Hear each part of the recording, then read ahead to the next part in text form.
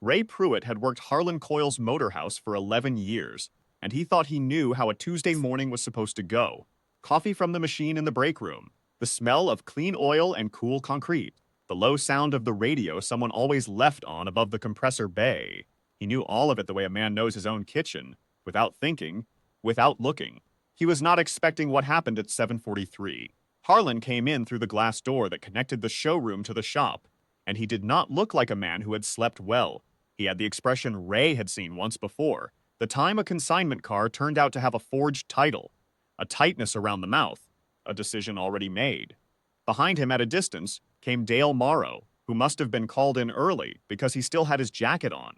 Dale Morrow had been at the shop for 9 years. He was 44 years old, medium height, with the kind of hands that told you everything. Thick through the knuckles, scarred at the thumb, always clean at the end of the day no matter what he had been into. He did not talk a great deal. He was not slow. He was deliberate. There was a difference, though Harlan Coyle had apparently stopped believing it. "I'm going to make this brief," Harlan said, and he said it loudly enough that every man in the bay heard him. He did not lower his voice. That was the first thing Ray noticed. "Dale, I've brought in a team. 6 men, all certified, all current. The work you've been doing, the restoration pace, the methods, it doesn't fit where this shop is going. I'm going to need you to pack your station." Dale stood still for a moment. He looked at Harlan, not at the floor, not at the other men, just at Harlan. "The Callaway engine," he said. It was not a question, and it was not a plea. It was simply a fact he was laying down. "The new team will handle the Callaway." "All right," Dale said. That was all he said. Ray would think about that later, how a man could have 9 years of his working life boxed up in one morning and say only, "All right?" He helped Dale carry nothing, because Dale did not ask, and none of the other men did either. They stood and watched Harlan pull the storage crate from under Dale's bench himself, and they watched Dale set his own tools into it with the same care he gave everything. Each wrench laid flat, each driver seated. When the box was full, Dale picked it up, nodded once at no one in particular, and walked out through the side door. Ray went to the break room for a second cup of coffee he did not want.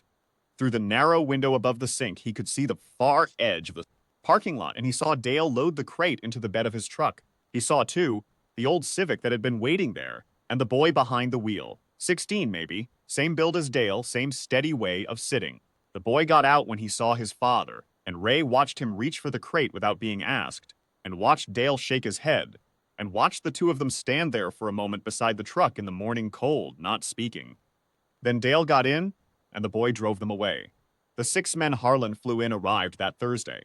They were younger than Ray had expected, and loud in the comfortable way of people who had always been told they were good. Their lead man was named Strickland. No first name offered, just Strickland.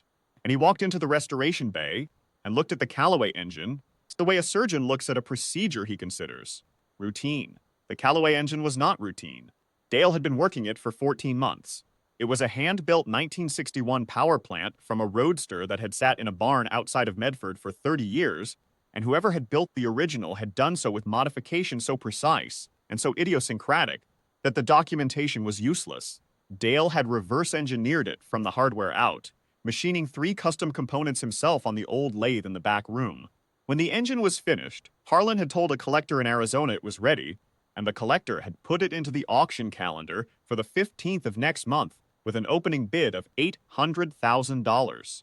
Strickland looked at the engine for 20 minutes on that first Thursday, then told Harlan it would take his team a week to familiarize themselves with the configuration before they could begin the start sequence. A week became 2, 2 became 3. Ray kept his head down and did his own work and said nothing, but he watched. He watched Strickland and his team pull up every reference they could find, watched them photograph each component, watched them argue quietly at the workbench over configurations that Dale had resolved in his first month on the job. He watched Harlan stand at the bay entrance on the 22nd day with his arms crossed and a look on his face that was not the look of a man whose problems were solving themselves.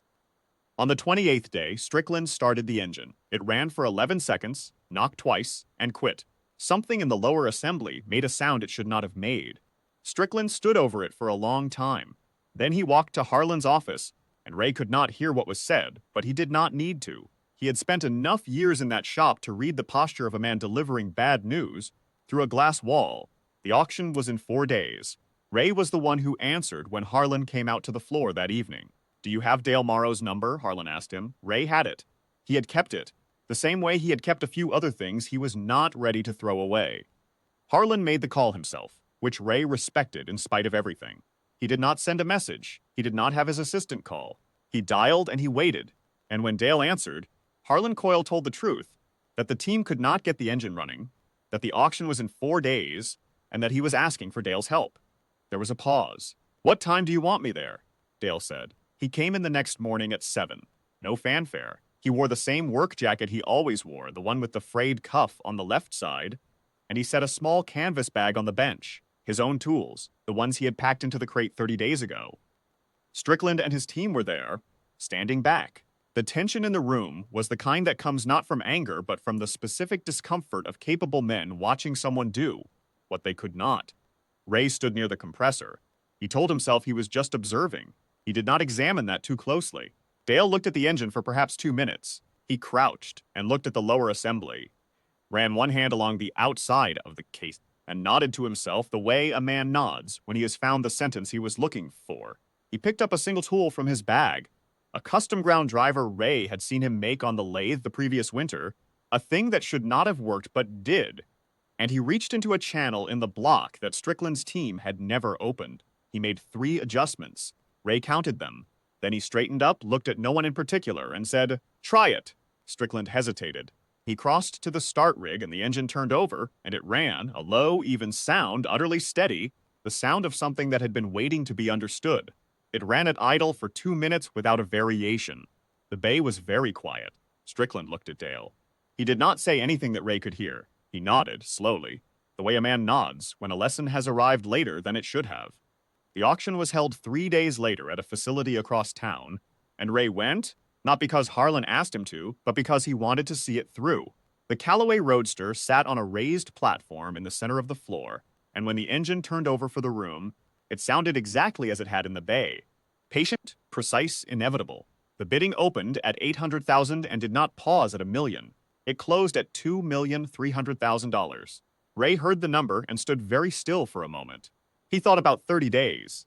He thought about a man carrying a box of his own tools into a cold parking lot, and a boy waiting by an old Civic, and the two of them driving away without looking back. Harlan found Dale at the edge of the room. Ray was close enough to hear. "Name your terms," Harlan said. "The shop, a partnership, anything you want."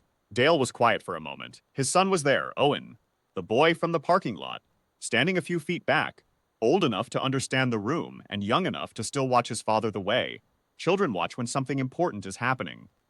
"I want one thing," Dale said. "A letter, written, signed on the shop's letterhead. What the engine was, what it took to build it, and who built it, made out to my son." Harlan looked at him. That's all. Harlan wrote it that night. He brought it to Dale's house the following morning and handed it to Owen himself, and told the boy that his father was the best restoration man he had ever employed, and that firing him had been the worst business decision of his life, and he was sorry the boy had to see it. Owen read the letter twice. Then he folded it carefully and put it in his jacket pocket, close to him, the way you carry a thing you intend to keep. Ray Pruitt drove home from the auction that evening on the long route, the one that went past the south end of the lake where the light hit the water at that hour in a way that had always made him feel like the world was larger than his complaints about it. He thought about 11 seconds, the engine that knocked and quit under Strickland's hand.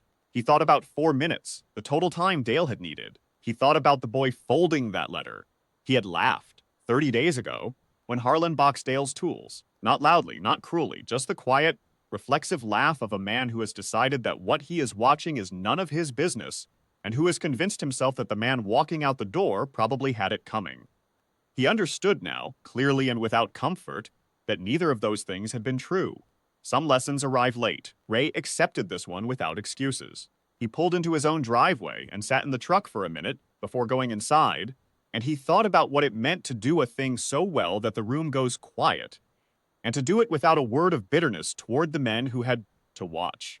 He thought about the kind of father who carries his tools out to the parking lot in silence and lets his son see only that and nothing less than that. He did not have a word for it, but he recognized it. He thought that most men, if they were honest, would.